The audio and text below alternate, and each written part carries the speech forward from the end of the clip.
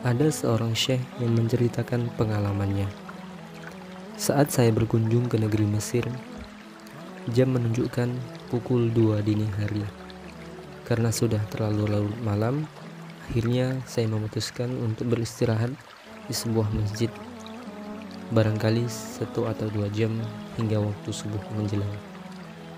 Ketika saya hendak memasuki masjid, saya terheran karena jam 2 malam tapi masjid dalam keadaan terang benderang, menyala lampunya.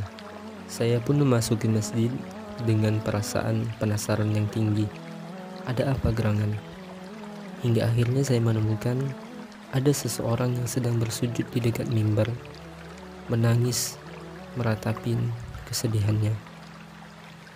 Tangisannya itu sungguh sangat mendalam, hingga membuat saya juga ingin menangis.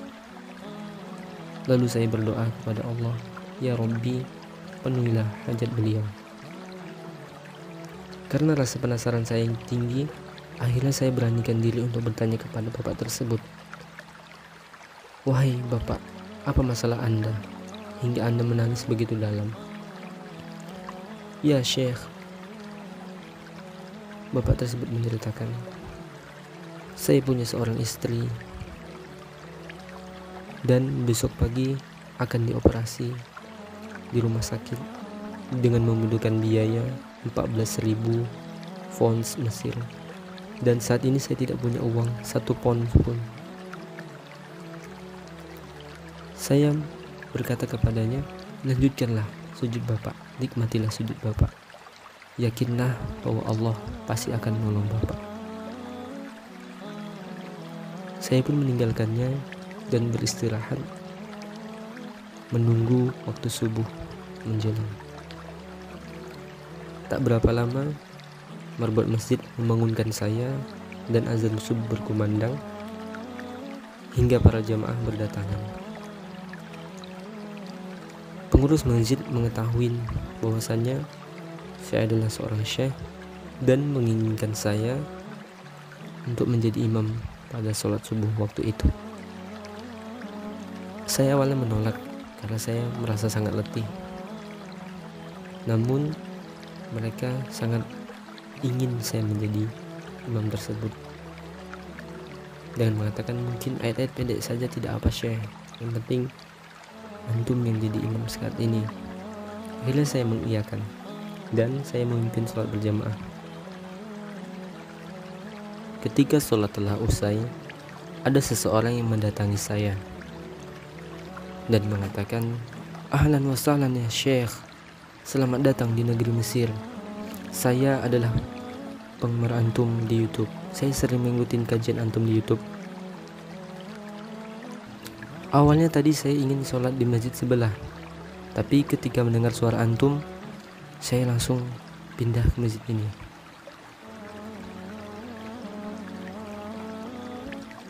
Kami pun berbincang-bincang hingga akhirnya bapak tersebut menceritakan masalahnya kepada saya.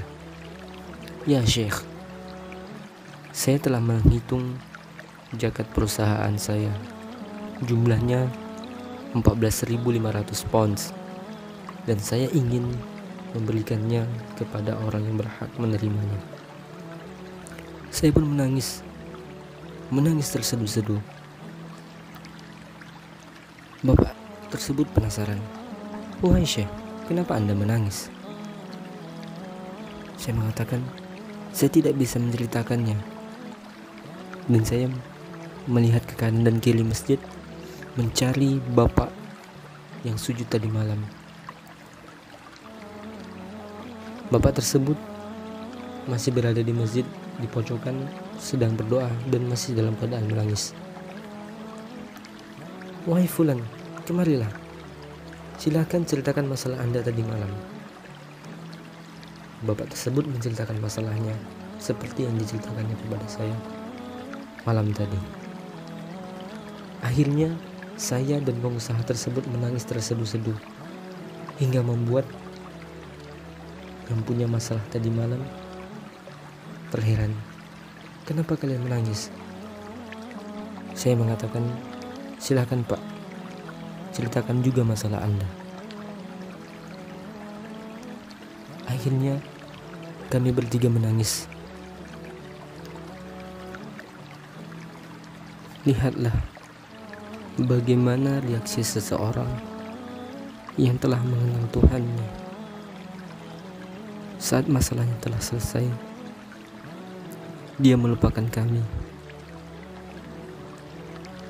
Dia langsung berkata dan menunjuk tangannya ke langit, "Aku cinta kepadamu ya Allah."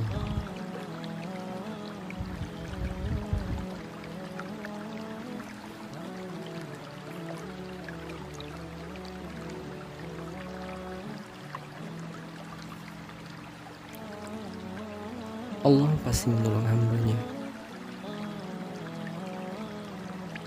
Allah adalah zat yang menciptakan kita. Dialah yang lebih paham kondisi kita. Saat kita punya masalah, yakinlah bahwa itu adalah dari Allah. Dan sudah pasti jalan keluarnya juga dari Allah.